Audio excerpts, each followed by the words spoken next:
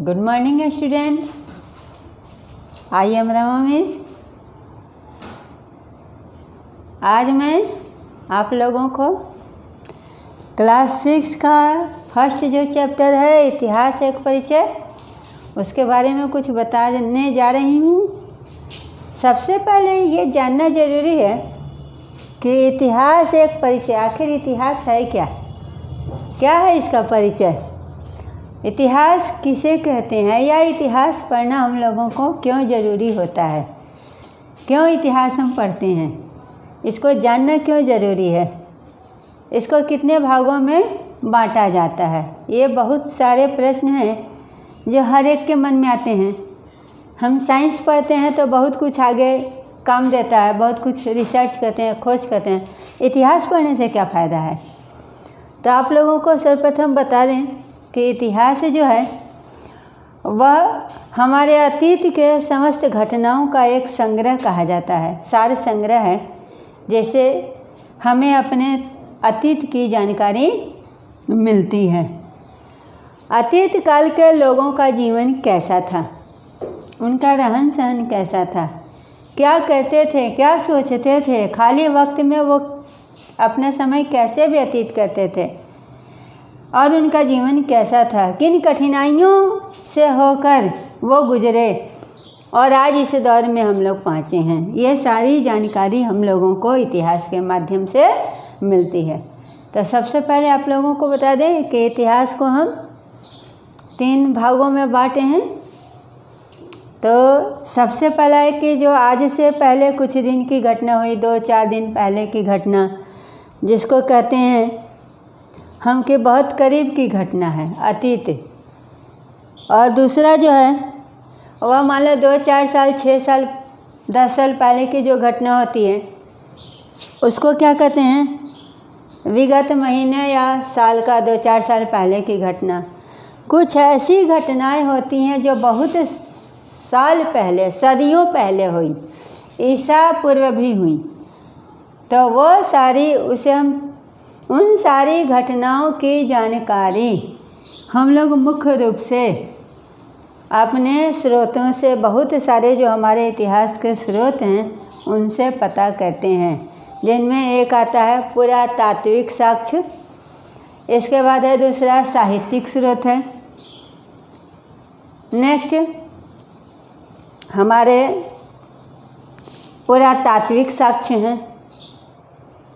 कहने का मतलब कि जो खुदाई से जो अवशेष आज मिलते हैं, हमारे इतिहासकार उन अवशेषों का अध्ययन करते हैं। अवशेषों का अध्ययन करने के बाद यह पता चलता है कि यह वस्तु आज से कितनी साल पुरानी है और उसका क्या लोग प्रयोग करते थे। ये सारी चीज़ें हम लोगों को पुरातात्विक साक्ष्य से पता चलती है। और जो पुरातात्विक साक्ष्य का लोग जो अध्ययन करते हैं पुराने ज़माने की चीज़ों को, उन्हें पुरातत्ववेत्ता कहते हैं। पुरातत्व का मतलब होता है वो समस्त वस्तुएं जो हम लोगों को खुदाई से मिलती हैं, लेकिन पुरातत्ववेत्ता का मतलब होता है वो तमाम लोग जो उन खुदाई के चीज़ों का अध्ययन करते हैं। इसके बाद आप लोगों को बताएंगे इतिहास से हमें महत्वपूर्ण कौशल और गुण विकसित करने योग्य बनाता है। इतिहास जो है हम लोगों को क्या कहता है? गुण और कौशल को विकसित करने के योग्य बनाता है। हम अपने पुराने लोगों की गलतियों से, अपने अतीत के लोगों की गलतियों से एक सबक सीखते हैं और वो गलती ना करके अपना आने वाला भविष्य बहुत अच्छा बनाएं। इसको हम सावधानी से, मतलब इसका अध्ययन कर ये समझते हैं कि हम लोगों को क्या सावधानियां, हमारे पूर्वजों ने क्या गलती की और हम लोगों को उन गलतियों से सबक लेकर आगे क्या सावधानी बरतनी है।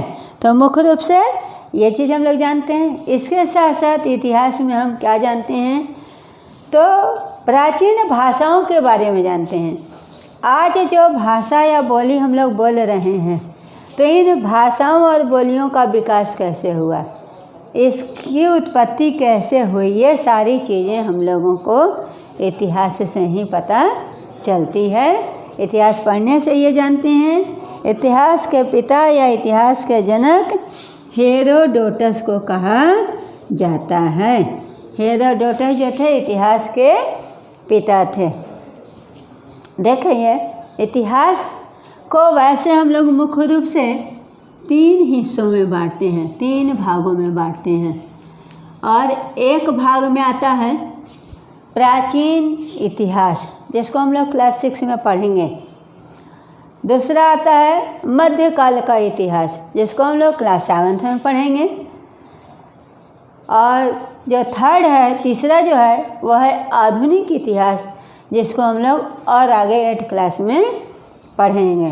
तो सबसे पहले जो है प्राचीन इतिहास, जो हम लोगों को इस क्लास 6 में पढ़ना है, ये प्राचीन इतिहास प्रायः सदी पूर्व की घटनाएं हैं। सदी पूर्व में जितनी भी घटनाएं घटी, वो सारी घटनाएं प्राचीन इतिहास में पाई जाती है। इसकी अवधि भी है। प्राचीन इतिहास जो है वह बहुत पहले की घटना हो गई। मध्य इतिहास को हम 7वीं सदी से 8वीं सदी से 18वीं सदी तक मानते हैं। और आधुनिक इतिहास 18वीं सदी से शुरू होती है। विभिन्न भाषाओं और की जानकारी भी हम लोगों को कैसे उसका उद्भव हुआ, यह सारी जानकारी मिलती है। इसके साथ साथ हम अपने जीवन को और कैसे बेहतर बना सकते हैं, ये सारी चीज़ें हमें इतिहास से मिलती है। ऐसा नहीं है कि इतिहास में सिर्फ राजा महाराजा का कहानी पढ़ लिए और समाप्त हो गया इतिहास। नहीं, राजा महाराजा की कहानी के अलावा आम लोगों का जीवन कैसा था, वो कैसे रहते थे, आम लोगों के सामाजिक गतिविधियों का समस्त संग्रह इतिहास कहलाता है। इसलिए आज का जो पाठ है यहीं समाप्त होता है। नेक्स्ट में आप लोगों को आगे की बात बताएंगे।